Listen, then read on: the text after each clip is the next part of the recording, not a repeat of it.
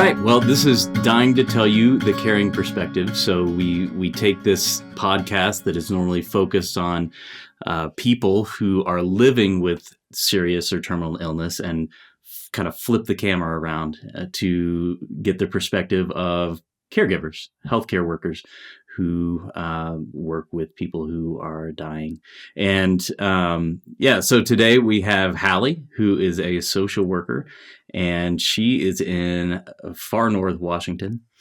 Tell us a little about yourself and like how you got into working in hospice. Sure. Good morning. I'm sure you'll get this a lot, but it's always weird to have the camera side flipped to us rather than to our guests. My name is Halley. I am a social worker. I've been working with the hospice that I'm with for about 9 years. And what brought me to hospice specifically, first I had hospice in my life when I was pretty young with my own father. And then I was doing my practicum and I ended up doing that for school with hospice. Nice. And then I just stayed there because I liked it so much. Yeah. It's funny how, like, I think, at least for me, I worked, I trained as a chaplain in a hospital. And then once I got into palliative care, I was like, well, I can't do anything else now. This has ruined me for everything else. It's just so great. I just love the work so much. I 100% thought I was going into this line of work to be a therapist, to be a counselor. And then I started hospice, and I was like, nope, this is where I'm going to be. Yeah. Well, Halley and I met, I guess we met through social media, but because she and a friend of hers host a podcast called Death Happens, An Insider's Guide to Dying. And don't shortchange my friend there. This is Hospice Nurse Penny we're talking about. Oh, I know. She's very famous. Eager to hear from her, but more eager to hear from you because you're right here. So, thank you. Yeah. So I say often that the patients that I work with, the people that are guests on my podcast, are my greatest teachers. I mean, honestly, I really didn't realize how much the people who were on my podcast would impact me, change me personally, but also change the way that I practice as a chaplain in the hospital. So great teachers. And I wanted to get people on here to tell, succinct. We're going to be pretty quick about it, but to tell a specific story that really impacted you and kind of changed you personally, professionally, or both. So, tell us a story, Halley. I will tell you, it was the most difficult part was picking a story to tell because after 9 years of doing this and having, I'm sure, thousands of people that I've helped at this point. Touched my life in some way. Sometimes we only have patients on for a day or two, and sometimes they're with a year and a half. So, right. But I chose to tell the story. I can't believe I haven't told this on my own podcast. So this is an exclusive. Penny's gonna be mad at me. So we're gonna call this patient Barb, and she was coming to us with a life-limiting illness that, if she was to stop taking her medication, it would happen much more quickly. It was a cardiac-related situation. And as she came to us, she was intent on voluntarily stopping eating and drinking. So V said. And I was asked to go out with the admission nurse to meet her with the admission nurse because this was her stated intent. And when go ahead. I'm not going to interrupt, I promise, but I am interrupting now. So, but, V said,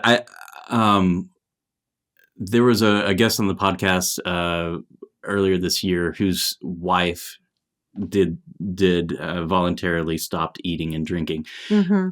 Would you talk a little bit about that? I don't think that most people, and most non-healthcare worker people are going to know what that is. So you talk a little bit about what that is and why people might choose that instead of something else. Well, and I will get into why she did in a second. Well, she ended up not doing it, and that's part of the story. Sure. So most people that choose voluntarily stopping eating and drinking is because they want to be done with their life. They have, when I see them, they have a terminal illness that may or may not qualify them to utilize medical aid in dying if they're in a state that has that. Or they have a disease that is like ALS or Huntington's or even dementia, where they know the outcome down the road and they do not want to go down that very long path. And so they may choose to voluntarily stop eating and drinking while they're still decisional. I will say we've had some patients on that have done that. It is not an easy path. Certainly much easier if you have hospice support because they can help with those medications. But there's some complications about qualifications for hospice and getting you onto hospice. The person that I was helping in this story, she actually qualified for hospice regardless of that.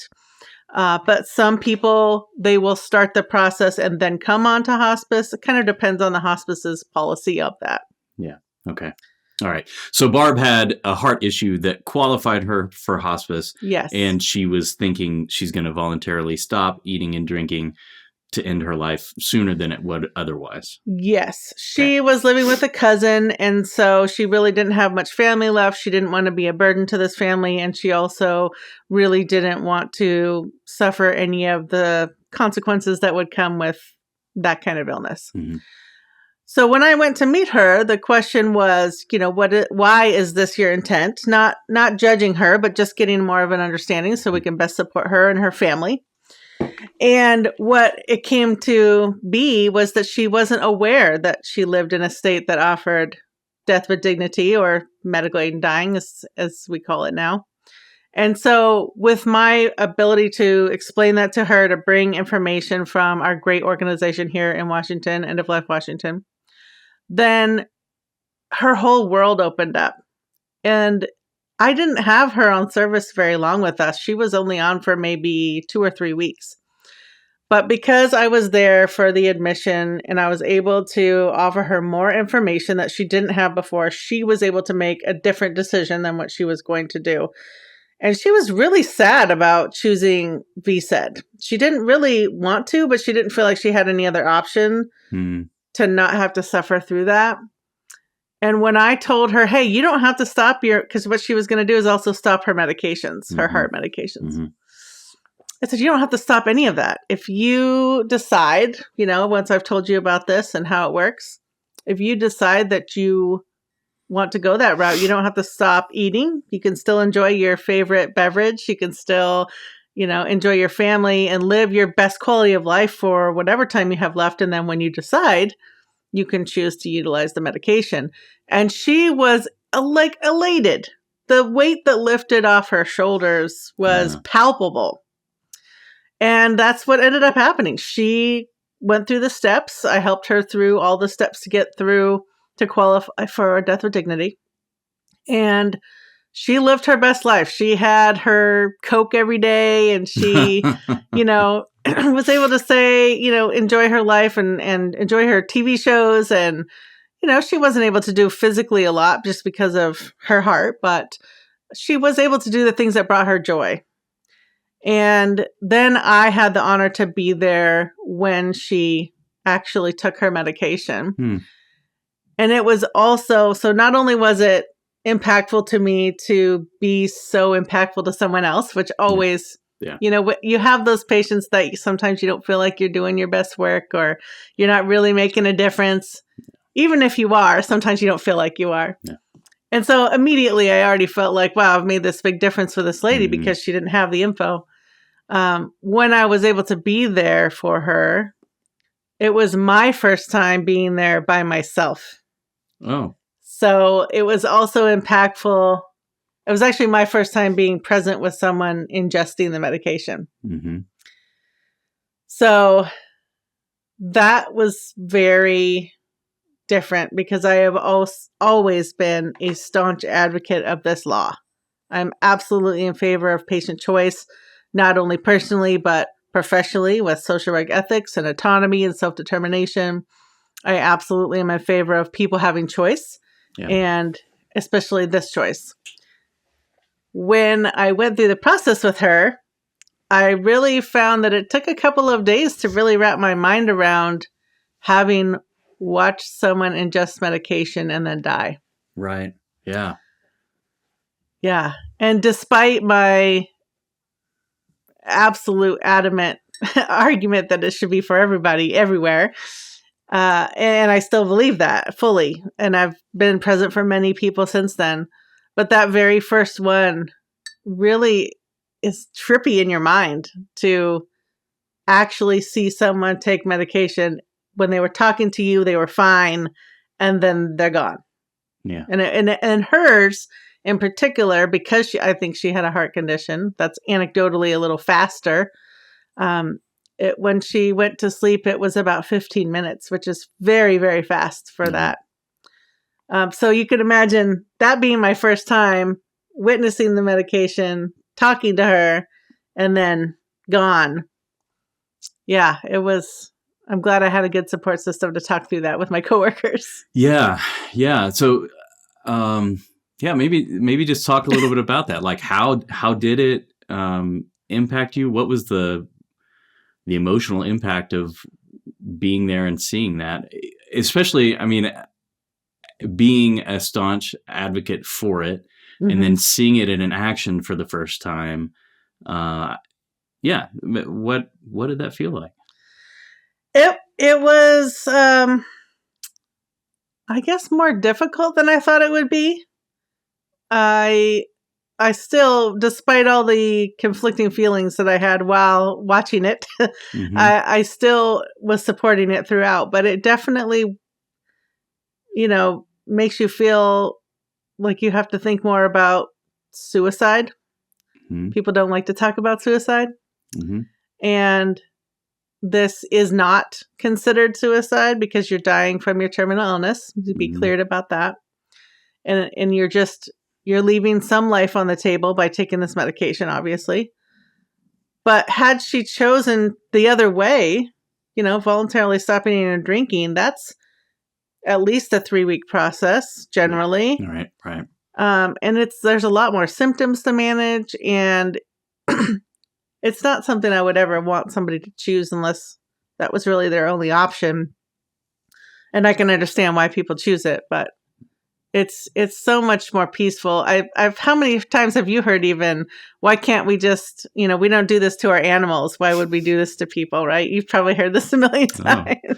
Yeah. It comes up, even in the hospital, it comes up a lot. Yeah. Yeah. So it it's not quite as quick as that, but it was very peaceful. Mm-hmm. And it did definitely reinforce my belief that this should be available to people. Mm-hmm. Mm-hmm. Did it make you? I guess you just said it. It reinforced your belief, so mm-hmm. made your belief that this is the right, mm-hmm. the right thing for some people, and it should be available to everyone. Mm-hmm. It made that belief stronger. Did it change in any way, like how you practice or how you kind of see life or approach life? I don't know if it changed the way I approached life necessarily. Certainly, every time I'm with someone, I'm not offering that as a menu item. I mean, I'm not running around saying, hey, do you want to use death with dignity? There's definitely policies in place. There's, ethics committees, and we've been very mindful as an organization about how we approach this information. And also, we're social workers. We want to make sure that people have the information if the things that they're telling us indicate that might be something that might work for them. So it's that advocacy piece that really bubbles up, and making sure that people have what they need to have an informed decision, regardless if they use it or not. I'm pretty pro all of that. Yeah. I probably have a lot more liberal feelings on suicide than most people do. Mm-hmm. I don't have that religious connotation with it. Sure. And that's a whole other, we don't have time for that.